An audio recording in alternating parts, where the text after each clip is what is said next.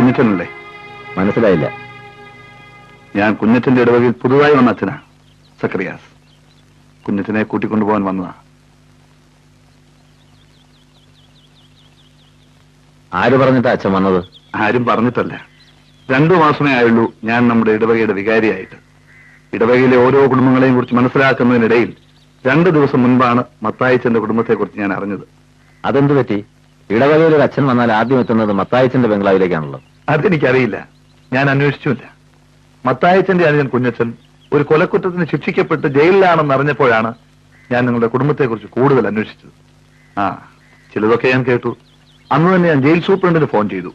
അപ്പോഴാണ് അറിഞ്ഞത് ഇന്ന് കുഞ്ഞച്ചൻ ജയിലിൽ നിന്ന് ഇറങ്ങിയാണെന്ന്.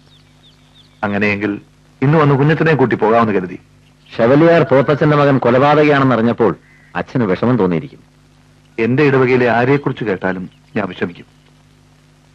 ഒരു പുതിയ കുഞ്ഞച്ചനെയും കൊണ്ട് എന്റെ ഇടവകയിൽ ചെല്ലാമെന്നുള്ള വെമ്പലോടെയാണ് ഞാനിവിടെ വന്നത്. അച്ഛൻ വന്നതിൽ എനിക്ക് സന്തോഷമുണ്ട്. ഇപ്പോൾ അച്ഛന്റെ കൂടെ പോരാൻ കഴിയാത്തതിൽ പ്രയാസവും. അതെന്താ, നാട്ടിലേക്ക് വരാൻ മടിയുണ്ടോ? അതല്ല, എനിക്കൊരാളെ കാണാനുണ്ട്. ഞാൻ ഒരിക്കലും കണ്ടിട്ടില്ലാത്ത ഒരാളെ. എന്നെ തൂക്കുമരത്തിൽ നിന്ന് രക്ഷിച്ച ആ വലിയ മനുഷ്യനെ എനിക്ക് ആദ്യം കാണണം. ആരാണ് അദ്ദേഹം?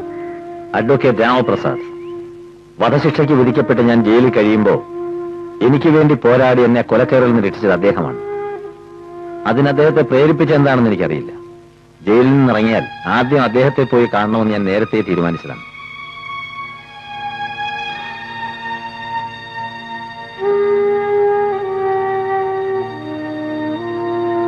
ശരി, പോയിട്ട് വരൂ. വന്നാലുടൻ പള്ളിയിലേക്ക് വരണം. ശരി.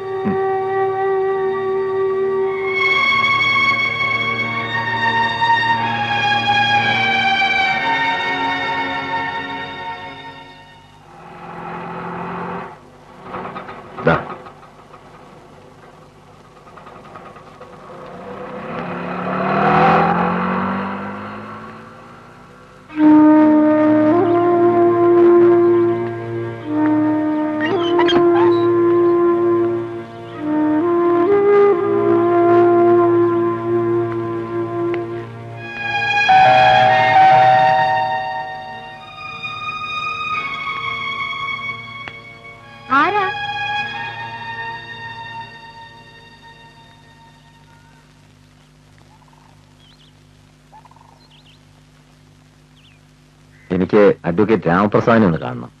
എവിടുന്നാ വരുന്നത്? സെൻട്രൽ ജയിലിനാ. എന്നെ വധശിക്ഷയിൽ നിന്ന് രക്ഷിച്ചത് അദ്ദേഹമാണ്. കുഞ്ഞച്ചനെന്ന് പറഞ്ഞാൽ മതി.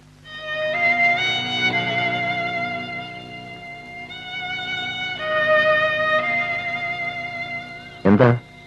അദ്ദേഹം മരിച്ചു 4 മാസം മുൻപ് ഒരു റോഡ് അപകടത്തിൽ.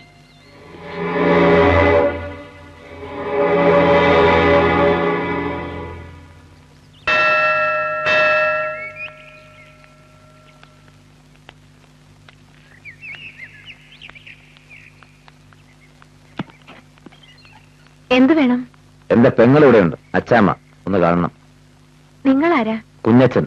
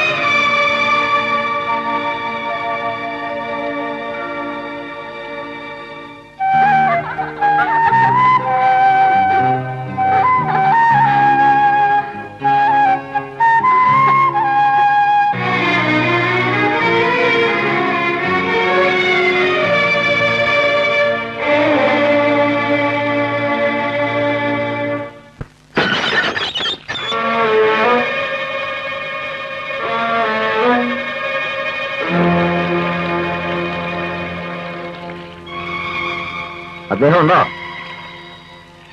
നിങ്ങളാരാ? നിങ്ങളാരാ? ചോദിച്ചത് കേട്ടില്ലേ? നിങ്ങളാരാന്ന്? ഞാൻ അദ്ദേഹത്തിന്റെ ഭാര്യയാണ്. എത്രാമത്തെയാ?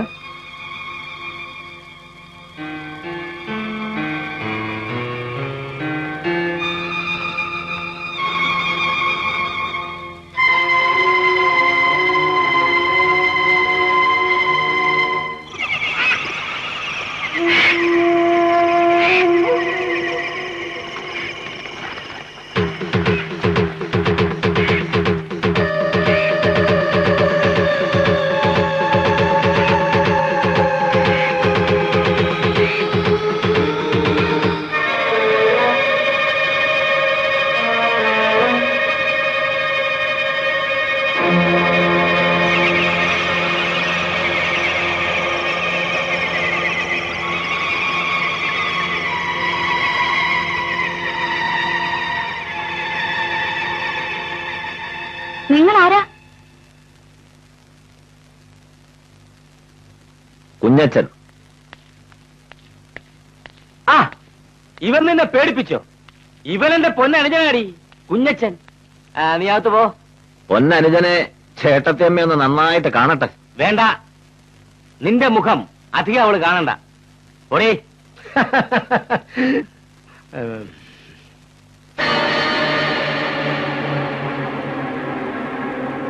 ഒരു മോനെ പോലെ അവൾ നിന്നെ സ്നേഹിച്ചതാ. അവളെ നീ ഒന്നു. അതിന് സ്വന്തം അനുജനെ കൊലമരത്തിലേറ്റാൻ ചേട്ടൻ ഒരുപാട് ശ്രമിച്ചില്ലേ? വിധി എന്നെ രക്ഷിച്ചു. പക്ഷേ പാവം എന്റെ അനിയത്തി, അവളെ താൻ ജീവപര്യന്തം തടവിലാക്കി കന്യാസ്ത്രീ മഠത്തിൽ. അവളെങ്കിലും നല്ല വഴിക്കാകട്ടെ എന്ന് ഞാൻ വിചാരിച്ചു. അതും ഇപ്പൊ തെറ്റായോ? നല്ല വഴി. അച്ചാമ്മ എന്റെ പെങ്ങളാ. നമ്മൾ 3 പേരും ശബലിയാർ പോത്തച്ഛന്റെ മക്കളാണെങ്കിലും താൻ ആദ്യ ഭാര്യയിലെ മോനാ. ഞാനും അച്ചാമ്മയും ഒരമ്മയിൽ ജനിച്ചതാ. എന്റെ പെങ്ങളെ മഠത്തിലേക്ക് അയക്കുമ്പോ എന്നോടും കൂടി ചോദിക്കണമായിരുന്നു. ചോദിച്ച് അനുവാദം മേടിക്കാത്തതിൽ അങ്ങ് ക്ഷമിക്കണം. അതിനിപ്പോ വല്ല പ്രാച്ചിത്വം ചെയ്യണോ? ആരോട് ചോദിച്ചിട്ടാ നീ വീട്ടിൽ കയറി വന്നേ?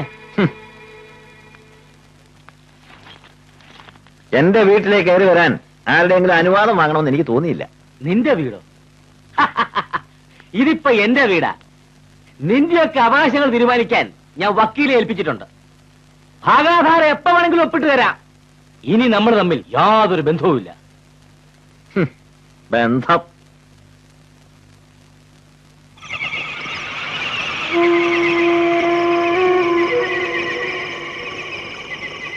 എന്റെ 2 ശത്രുക്കളിൽ ഒരാളെ മാത്രമേ ഞാൻ കൊന്നിട്ടുള്ളൂ.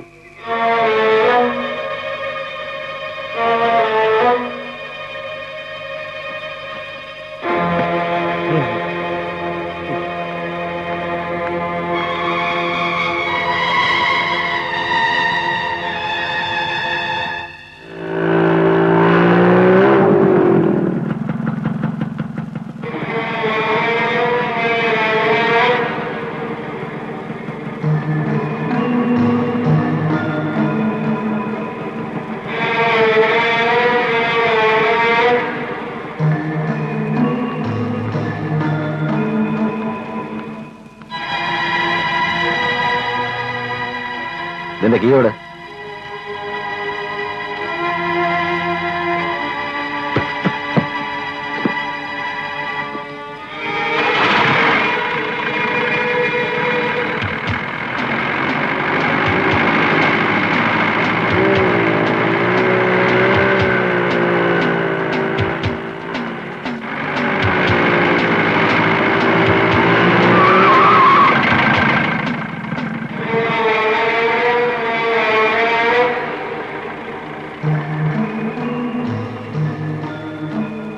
എന്നെ മനസ്സിലായില്ലേ? മനസ്സിലായി. പിന്നെന്താ എന്നോടൊന്നും മിണ്ടാഞ്ഞത്? എന്തു മിണ്ടാൻ? നിന്റെ അമ്മയെ കൊന്നവനല്ലേ ഞാൻ. അന്ന് മമ്മിയുടെ ശവം കാണാൻ ഊട്ടിന്ന് വന്നപ്പോ ഞാൻ ആദ്യം അന്വേഷിച്ചത് ഇളയപ്പനായിരുന്നു. ഒരുപാട് തിരക്കി, കണ്ടില്ല. എന്തിനായിരുന്നു? കൊല്ലാൻ. എന്റെ അമ്മയെ കൊന്നവനെ കൊല്ലാൻ. പക്ഷേ ഇന്ന് എനിക്ക് അധികാരമില്ല. ഇപ്പൊ എനിക്ക് എല്ലാം അറിയാം.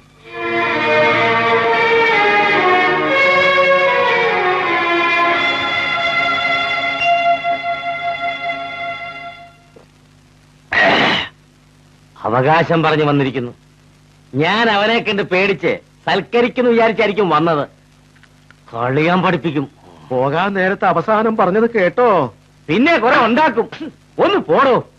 എടോ, ഇന്നെനിക്ക് സന്തോഷമുള്ള ദിവസമാ. എടുത്ത് കുടിക്കടോ. കഴിച്ചോളാം. ആദ്യമായിട്ടാ. ഇനിയിപ്പോ തൊഴിലാളി സമരത്തിന് ശക്തി കൂടും. അവരെനിക്കെതിരെ അവരുടെ പക്ഷത്ത് ചേരുമല്ലോ. ചുമ്മാ ചേരട്ടടോ. എന്താണോ തിരിഞ്ഞിരിക്കുന്നത്? ബഹുമാനം കൊണ്ടാ.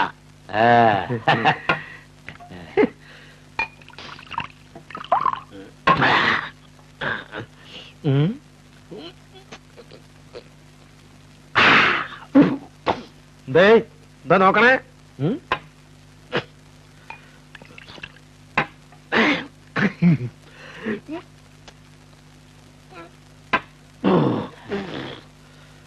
ഞാനിത് ആദ്യമായിട്ടല്ല.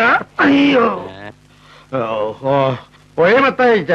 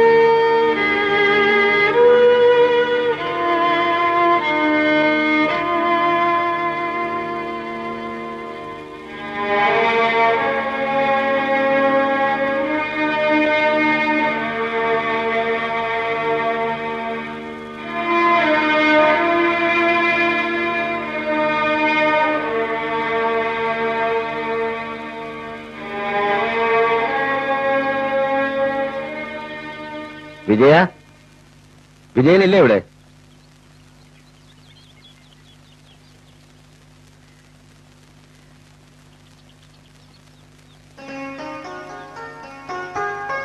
ആരായത്? നീ അങ്ങ് വളർന്നു വലുതായല്ലടി പെണ്ണേ. അച്ഛാ, ദേ കുഞ്ഞച്ചൻ ചേട്ടൻ കേറി ഇരിക്കേ. ആ, വിജയൻ എവിടെ പോയി? ചേട്ടൻ ഫാക്ടറി മുറ്റത്തുണ്ടാവും. സമരല്ലേ?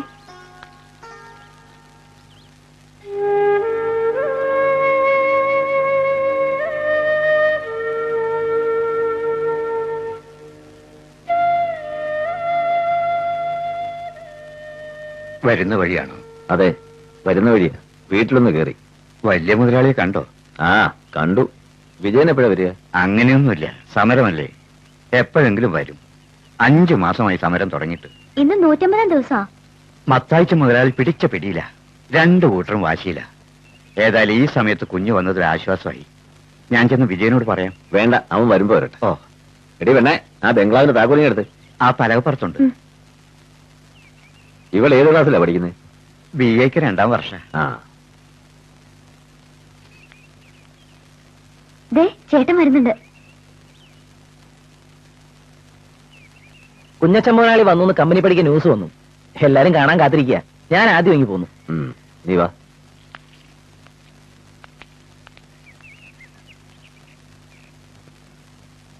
പാവം, ഈ കുഞ്ഞച്ചൻ ചേട്ടനാണോ ആ കൊല ചെയ്തത്? ചെയ്തതല്ല മോളെ, ചെയ്യിച്ചതാ. ഇനി ഇവിടെയാ താമസം. ചേട്ടനുമായിട്ടുള്ള താമസം ഏതായാലും പറ്റില്ല. വല്ലാത്ത വാശിയാ മുതലാളിക്ക്. ഞങ്ങൾ പലതരത്തിലും ഒത്തുതീർപ്പിന് ശ്രമിച്ചു നോക്കി. തൊഴിലാളികൾ പട്ടിണി കിടന്ന് തളർന്നു. കുറെ എണ്ണം ചാകട്ടെ എന്നാ മുതലാളി പറയുന്നത്. ആ, ഞാൻ പോയി 2 ആളെ കൂട്ടിയിട്ട് വരാം. ഇതൊക്കെ ഒന്ന് അടിച്ചു വാരി വൃത്തിയാക്കണ്ടേ? പോയിട്ട് വേഗം വാ. വിജയനെ അന്വേഷിച്ചത് അതിനാ. ആ, ഞാനിപ്പോ വരാം.